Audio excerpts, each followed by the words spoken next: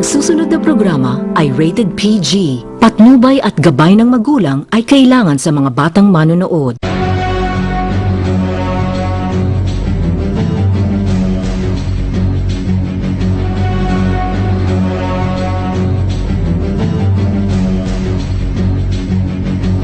Mga higala, kumusta? Ug maayong adlaw na usab kanatong tanan. Welcome dinhi sa Mayor's Report. Matag Miyerkules, alas 12 ngadto sa alas 12:30 ang tak na sa udto dinhi sa 106.3 Bell FM. Ako gihapon si Bagting 23 May Hongko. Maayong adlaw sa mga tumatanaw sa 1TV Channel 11. Uban gyapon ako karong buntag o karong adlaw si Mayor Tata Pulmones, atong mayor sa Dakbayan sa Pagadian. Maayong adlaw, Mayor. Mayong adlaw, mayo pong adlaw sa atong suking tigpaminaw sa atong programang Mayor's Report. Gusto na akong unang pagpangutan na, Mayor, ang concern karon sa daghang katawhan sa Pagadian ng kalabot sa peace and order situation sa Pagadian City, kundi doon yung mga nagpanghitabo, ang pagpamusil o pagpanulis, imuhang mga lakang gihimo ini, Mayor. Una sa tanan, nana may gitawag na itong police report na ginihimo sa atong chief of police. O gani sila may ga-update nako. Kung katon mga nahitabo ng mga nagipanglabay, napusilan, isolated case man sa tumay, gitawag na itong personal grudge itong uban. So, ongoing gyapon ang investigation sa itong kapulisan.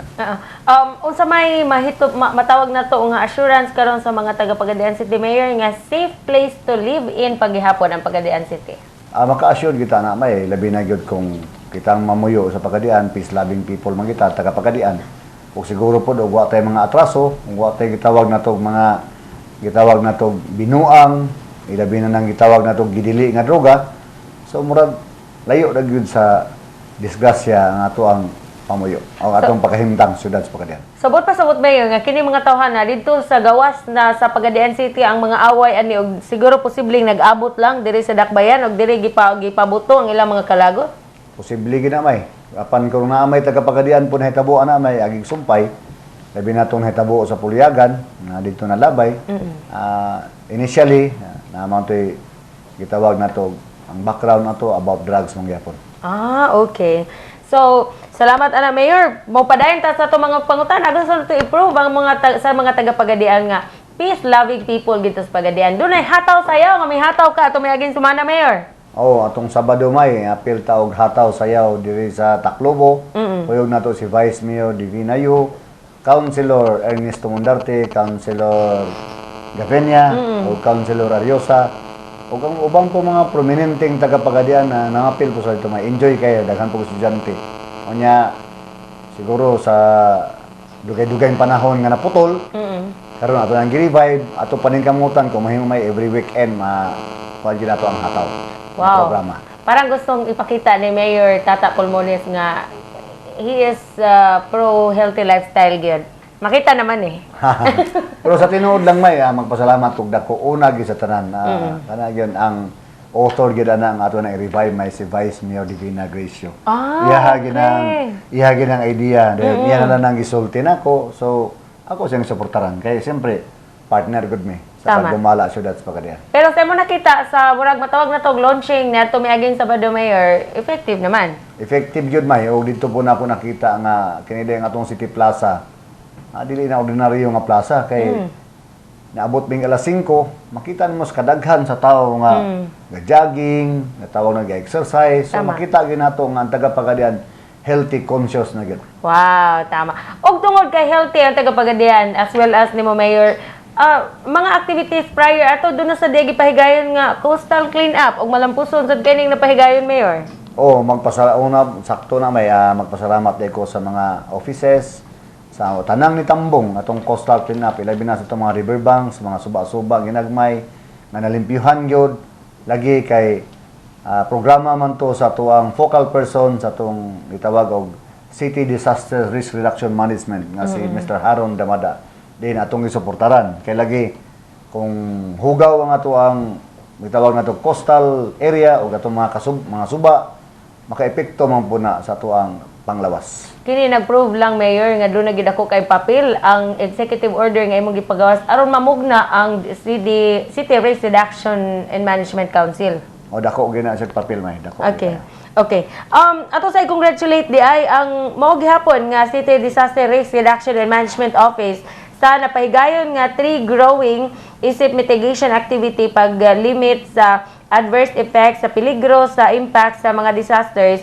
Doon nagipahigayon nga tree growing niadtong July 16 alas 6 sa buntag sa may bandang sa may Nazaret sa may Urban Poor.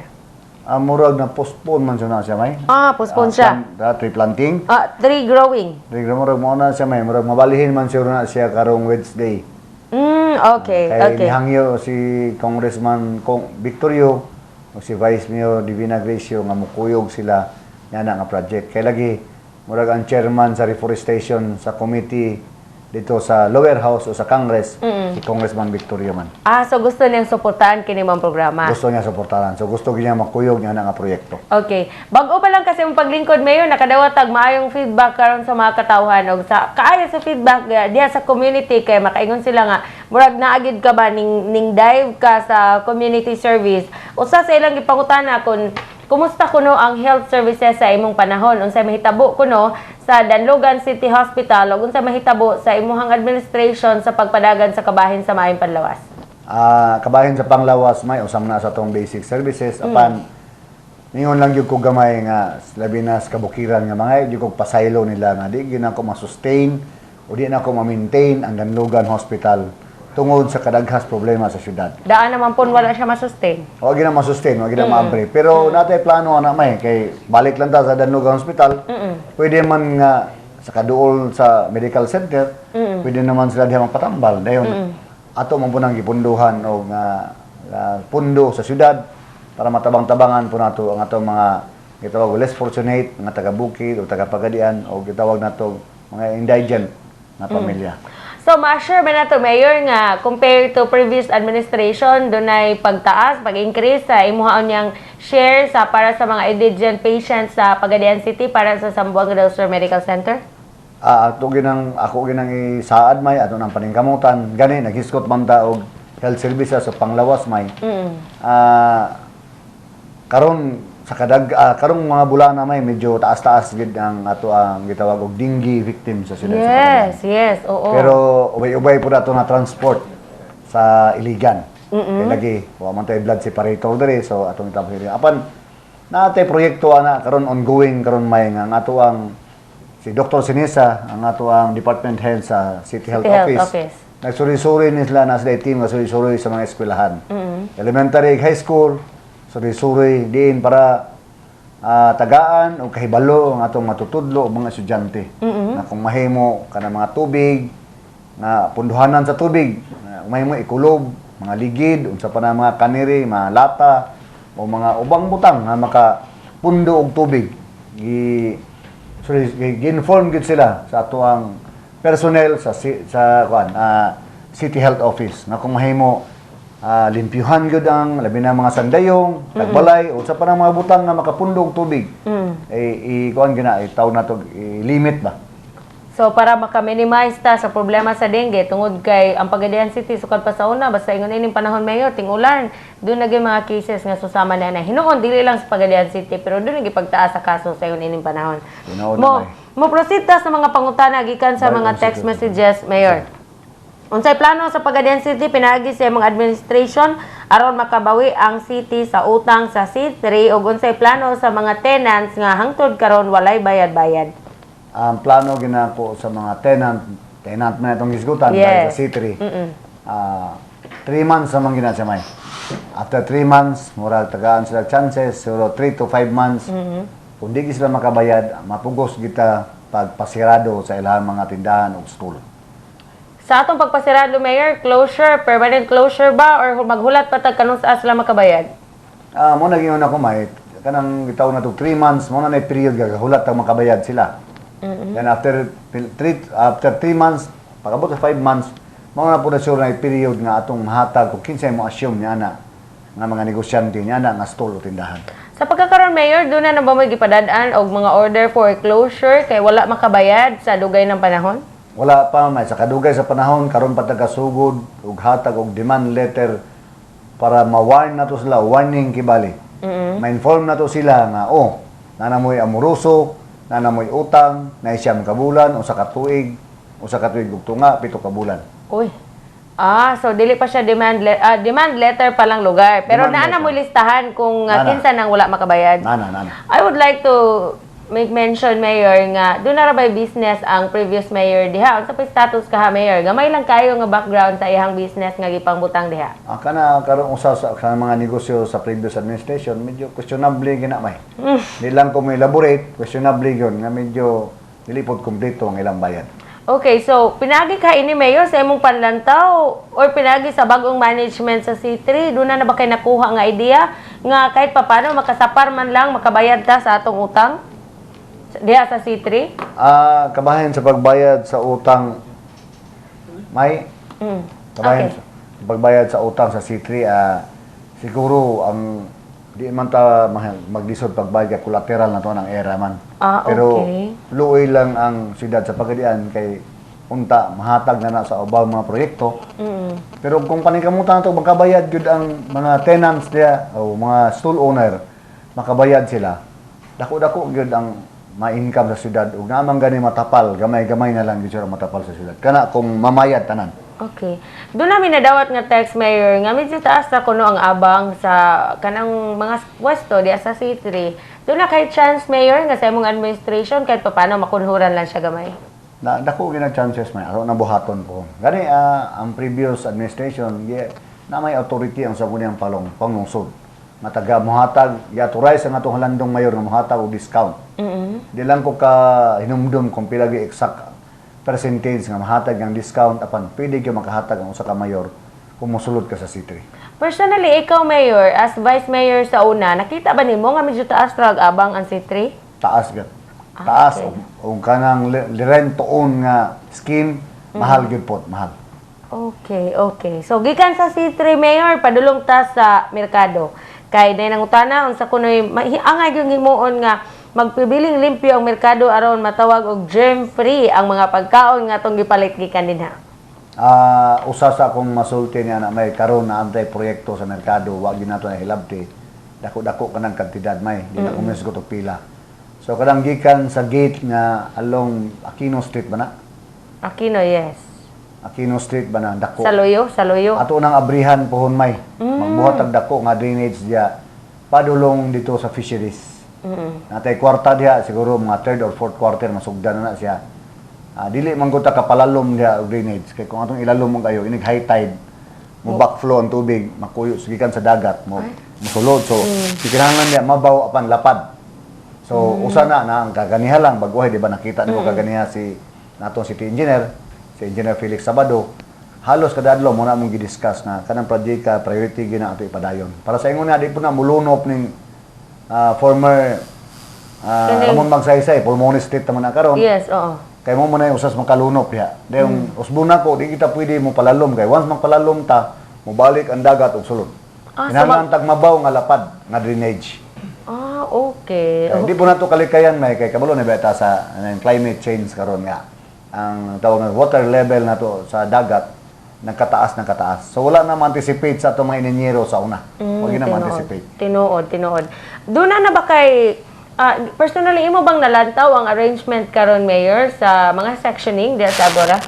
So far may nakita man ako ang sectioning sa merkado although dili pa gid 100% implemented pero siguro karon tuiga atong paningkamutan labi na katong bagong building sa likod makiwas to nato gani ang atong utanan nabalihin naman sila pero mo pahibalo lang jud ko sa katawhan syudad sa Pagadian kanang pwesto sa utanan gi-award na April 12 ni assume ko April 16 so basin ba may ngunang makabalo may ang taga Pagadian dili pala sa time na ko gi-award time pa na sa kanhi administrasyon. Basin ang uban man gud mingon nga mayor, wa mi matagay og pwesto mo nang angay gyud ang pahibalos katawhan syudad sa Pagadian. Na-advance o gamay nga adlaw ang awarding diya sa pwesto sa Agora. Na-advance yun. So mo gingon nga half shot ay labaw.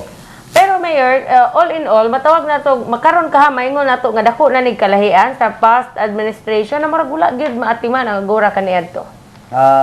Sa karon may makita man nato managingon ako may ang tawo na mo sulti kung unsay ako nabuhat kay lisod nang kayog ako.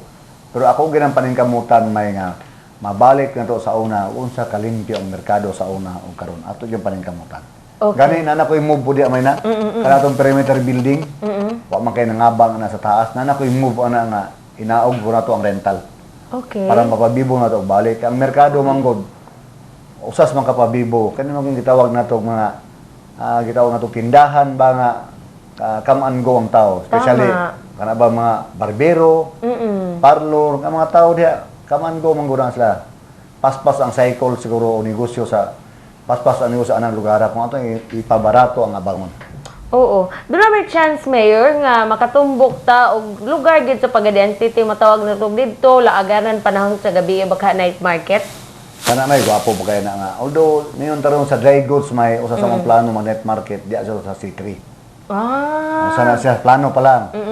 Pero bahin sa mga taga-merkado labi na tong walay pwesto usa pod sa kong plano magbuhatag night market sama ba sa Cagayan de Oro. Yes.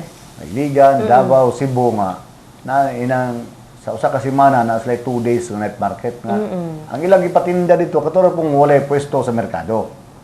So kinahanglan po na sa SP resolution. Speaking of pwesto day, Mayor, na-determine na ba sa imong administration kung kinsay mga namaligya sa merkado nga naay pwesto o walay pwesto, legal o illegal? Na-determine na may na natin kompleto nga listing apan dili na to pwede diha dayon nga atong pahawaon sila. Gani na uban maingon nga pulo na mi katuig ganing pwestuha ning tan-aw nimo sa lisensya di daihan lisensya. So Dili gaabang ra pod siya. gabang na po siya. So ato nang hinahinayan. Nga napoy uban po sa merkado may nga kani apilar lang po niya. Yes, yes. Daghan man kortahan sa syudad sa Pagadian, pag lang to da palabian ba. Sama sa mga utanan. Na yung mga kortahan diya na nag-iyaw 15, 20, 30 ka pwesto. Ay. Kortahan nila itong misudo kapilido ha kay maka sala ta ba. Pero na yung mga kabus kayo bisag katunga na lang sa pwesto, katunga lang sa lamisa wa gid taon. Tama. Kaya ilagi may giingon nila, dila ra po amo ko ebidensya. Sigon sa impormasyon gipamaligya man ko ng pwesto atong past administration Unsay matan-aw nga pwede katabang nato diha, Mayor? sa kabahin. Kanang ingon ana nga daghan kay usa ka tawo nag-occupy og daghan kay pwesto. Mao na may usa sa kong solusyon na night market gyud. Ang night market. Walay klarong pwesto ato gyud sa hulbuton. So night market nagpasabot nga kompleto gikan sa utanon adto sa pwede pog dry good, barbecuehan, kananan, tanan. Sama sa iligan. Pero himuon na nato sila, himuon na to na may sa gayon nga makaplasta na ta. Plaster na. Dan para po sa ingon na di pod masakitan ang taga-sulod sa merkado. Tama, kanang baligya nga magkabarato samtang magkagabi eh. Yung nana, no? Murag makarelate sa Cagayan. Balik ta gamay sa Agora gihapon, Mayor. Diha man gud sa Agora ang daghang basura, Mayor. Doon ay nag-text na mo nga sa imo kan administration, imo mang priority ang paghipos sa basura sa Pagadian City. Pwede ba kuno nga magsugod ang waste segregation diha mismo sa Agora? Gwapo kay na nga sugyot may no, sugyot man gyud ang suggestion. Tagay lang kung dutan sa gayon, mga pilar nito. Gani karon ongoing atong survey sa tuwang gitawag og newly acquired nga dam site sa barangay Buena Vista, Sitio Nazaret. 10.5 hectares na ipa-survey na nato, although mukaon po na siya mga dako-dako gyud nga kwarta, siguro not less than 10 to 15 million ang gitawag og kantidad sa proyekto ana may kay kinahanglan man tag retaining wall, kinahanglan po ta og gitawag ato water treatment. So kung puhon may kung implement nato ang atong gitawag newly acquired dam site, mabalhin na ta gikan sa daan, maka-operate na buta niya sa waste segregation sa merkado. Okay. Masumpay ra gyapon. Of course, dunay gipang-comply karon ang city government nga mga requirements ini Mayor, no, sama ining bisitahon pa sa mga taga DNR, Yes, doon na pa yung mga ECC, doon na pa yung social acceptability, Yes, murag mausa din siya himuon kung mabutang kag usa ka dam site nga bag-o. Acceptance sa barangay council. Resolution pang di barangay. Barangay Buena Vista. So, how soon ka, Mayor, nga ma-implement ni nga program? Kung pwede pa lang gani may kung di lang ta kuti ang gobyerno, pwede pa lang gani ugma dayon. Kung mahimulan tarong saan na may proseso. Okay. Ato lang po tagagi gayon mga igos mga atong mga sukid di paminaw. Mayor, gikan sa Agora mo proceed ta paingon sa Fishport kay sa una ra ba pag-assume nimo, Mayor, nakadawat dayon ko og text nga ang inyong Fishport wala nay ayo. Di lang ko minyo ayo sa karon gayon na may ha. Ambot lang nga sa previous administration. Pero nalagay numero unong problema ng Peaceport na kay ang atong kanal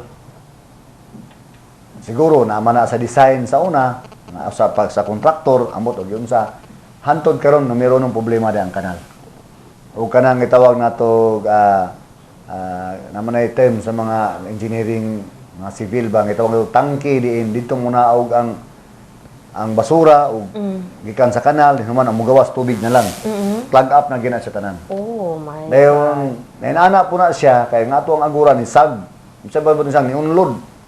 Kita siguro nakaadto man mo. Ini high tide gani bro tagatuhod ang tubig sa agura. Although climate change food tawag nato ni saka ang dagat kudoble ba. Nahugno ang atong agura plus ni saka ang dagat nagingog tagatuhod yun. Sa ato pa dunay connect ang nahitabo karon sa Agora ug sa Peaceport, Mayor. Napoy na ay similarity may. Unsa Ang plano problema nimo? lang sa ang problema lang sa Fishport kay wala po maintain pareho ra gyud po sa Agora. Nagi connection gyud po niya. Natay kuan di may nay dako kay proyekto di sa agriculture. Ang tawag nga tong cold storage nga hantod karon na nagay makina. Wa gyud na ma-implement. Nay makina kompleto tanan hasta ang katong facing Agora sa shoreline, Agora sa Fishport, makatubang ta sa shoreline, katong left side, pinaka-walag yun dito katapusan. May building atong makita niya, atong orange ang color. Purong puna orange. Ilisan mo na green. Adi lang sa unya na.